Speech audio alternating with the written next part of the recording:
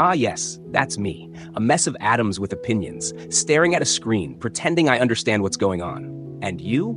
Same story. Different playlist. You woke up this morning and thought, yeah, let's do this again. As if repetition is the same thing as purpose. It's not. But we're wired to pretend it is. Breakfast, notifications, existential dread, repeat. There's something almost romantic about it. Waking up in a dying universe, brushing your teeth, and scrolling through bad news like it's a to-do list. We know we're all going to die, but we still floss. That's optimism. People say life is short, but it's also painfully long when you're waiting for something that doesn't exist. Closure, clarity, or a perfect version of yourself that never shows up. It's like waiting for a bus that never existed on a street you made up. You ever think about how many versions of you are buried under the person you pretend to be today? Versions that cried in the shower, versions that believed in magic, versions that thought love would fix them. None of them survived, but here you are, clinging to hope with both hands like it's the last seat on the last train out of town. We invented time to give ourselves deadlines for dreams we're too scared to chase, and yet we measure worth in productivity, like being tired all the time is some sort of spiritual achievement. Newsflash, the galaxy doesn't care about your Google Calendar. You are here. Now, a walking contradiction. Wanting intimacy but avoiding vulnerability. Wanting change but resisting discomfort. Wanting peace but scrolling through chaos for 3 hours before bed. Sometimes I wonder if the stars look down at us and laugh. Look at them, they might say. Panicking about taxes while floating on a molten rock. We build empires out of insecurities. We try to outachieve our pain. But in the quiet moments, when no one's watching, we're just kids again, wanting to be held, to be understood, to be told it's going to be okay, even if it's not. Remember this, every human you've ever envied also has no idea what they're doing. They just post better pictures. We're all writing resumes for gods that don't exist, hoping if we look busy enough, maybe the meaning will arrive in an Amazon box. You are not a brand. You are not your followers. You are not your job title or your worst mistake. You are soft machinery running on memories, nostalgia, and an unreasonable amount of caffeine. And still you get up, you make coffee, you make plans, you make excuses, you make meaning out of messes. That's the magic trick. You want to know the meaning of life? It's this. Keep going, even when you're lost. Especially then. Somewhere, some version of you is watching all of this unfold and saying, huh? So this is how it played out. And you, right now, are the result of millions of coincidences. You are the punchline of ancient stardust, a cosmic joke that can still fall in love. And maybe that's enough. I am 90% water, 10% regret. A soft-skinned memory foam creature scheduling existential breakdowns between back-to-back meetings. I drink overpriced coffee to pretend I'm in control. I answer emails like they're prayers. Seen. Got it. Will do. I buy plants so I can feel like a caretaker of life. They die anyway. I move them to a sunnier spot and lie to myself like, it's just hibernating. Some days I am a philosopher. Other days I'm just a raccoon in human cosplay, refreshing my notifications like it's going to change something. I have a brain that runs on guilt and cheese. I crave dopamine, but fear vulnerability.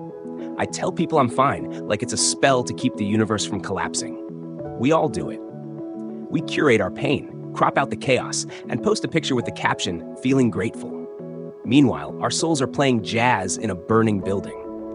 But hey, good lighting, right? We fall in love with people who mirror the wounds we haven't healed. We mistake familiarity for compatibility. We call it fate, when really it's just trauma bonding with better branding. And in spite of it all, we keep choosing each other. Again and again. In coffee shops, in comment sections, in traffic jams. Some cosmic glitch made us social, fragile, and desperately hopeful. Hope is such a scam, but it's a beautiful one. I once read that the atoms in your body could have come from different stars, which means you are a remix of dead suns, trying to file taxes and maintain eye contact in conversations. And isn't that wonderful? That the same universe that made black holes also made you, with your weird laugh and your oddly specific playlists and your habit of talking to yourself when no one's around. You are not broken. You are breaking open. You are not behind. You're just on your own timeline. You are not late. You're just here. Now, somehow, we think we need to be extraordinary to deserve love. But the truth is, you can be completely average and still matter to someone like a constellation. You can be mediocre at your job, inconsistent at texting back, terrible at cooking, and still be loved like the last song on earth. We chase perfection because we think it's the ticket to belonging. But perfection is boring. It has no texture, no story. I'd rather be flawed and honest than polished and hollow. Most days, life is just a strange improv scene where everyone forgot the script but keeps going anyway. You spill coffee, you lose your keys, you say something dumb and replay it 400 times in your head. You cry in public, you laugh at the worst moments, you dance badly when no one's watching, and somehow, that's the point. You are the point. So breathe, drink water, tell someone you love them, watch the clouds, let the moment be enough. Because in the end, all we ever had was this, a little noise in the silence, a little warmth in the cold, a spark, a mess, a beautiful temporary chaos.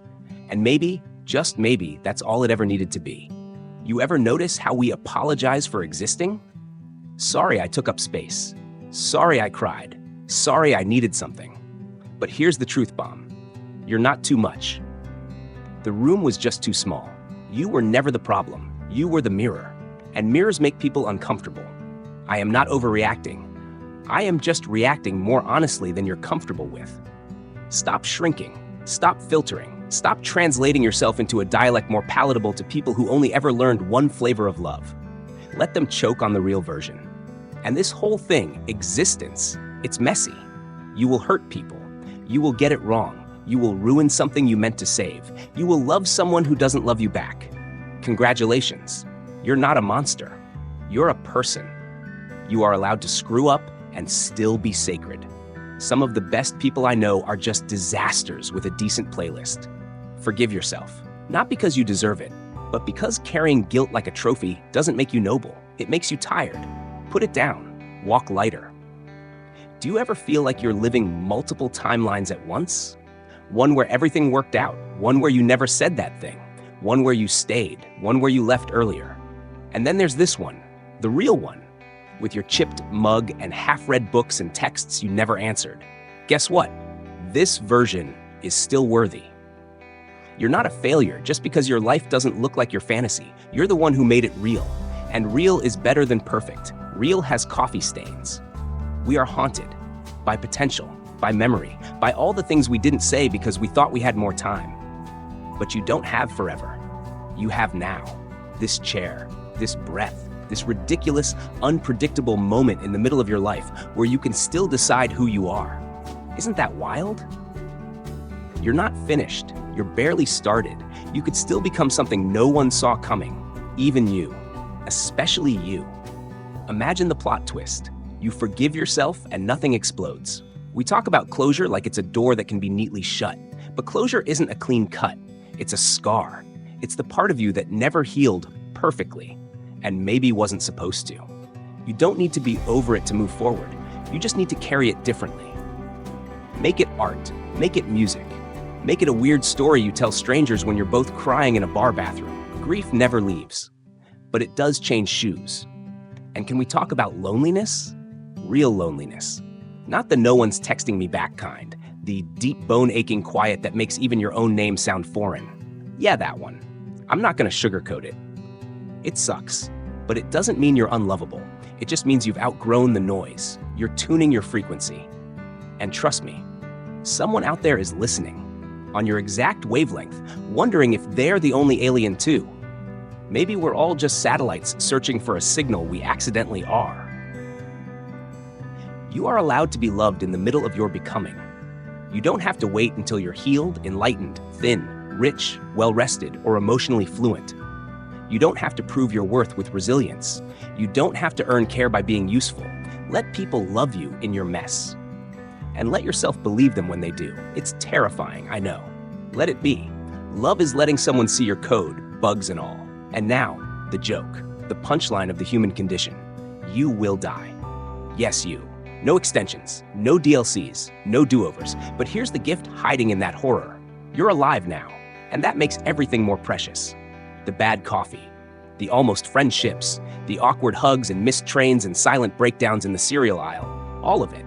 It's real, and it's yours. Nothing is forever, but this is something. So scream into the void, kiss someone like you invented the concept, change your mind, grow weird, take naps, leave notes in books for strangers, cry without subtitles, forgive people who will never say sorry, live with the kind of feral grace that confuses those who've only known survival. Be absurd, be kind, be as human as you can stand, because if the universe gave you this glitch in entropy called consciousness, you might as well use it to make someone laugh. All right, so what now? You've made it this far.